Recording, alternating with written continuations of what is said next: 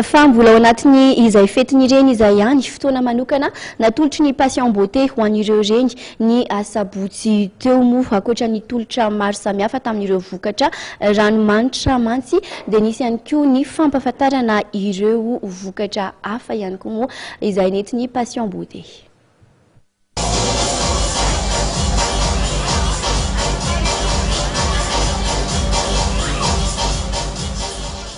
Nampiataina tokoa ireo renim-pianakaviana izay nandalo teto amin'ny patient beauté La Cité Larby ny asabotsy teo.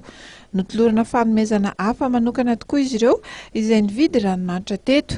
Natao tamin'ny vidiny mirary ihany koa ireo vokatra rehetra mba ho fanomezana fahafa-po azy ireo. Promotionnay amin'ny fête des mères 2013 ity moa zany dia mazatra misy coffret spécial fête des mères dia misy ny vente flash koa ana 15%.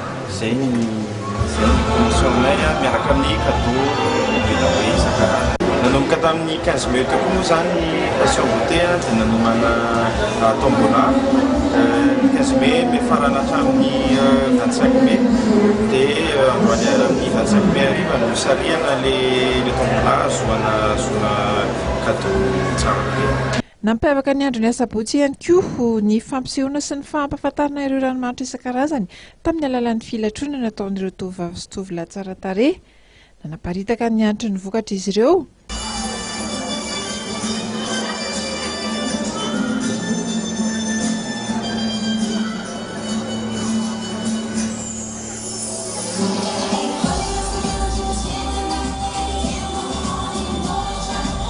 Anisan'ny nahavariana mpitsidika ihany koa tonga teny Larby ny fampisehoana ny fomba fanapahana volo amin'ny fomba moderna sy ao anatin'ny fotoana fohy.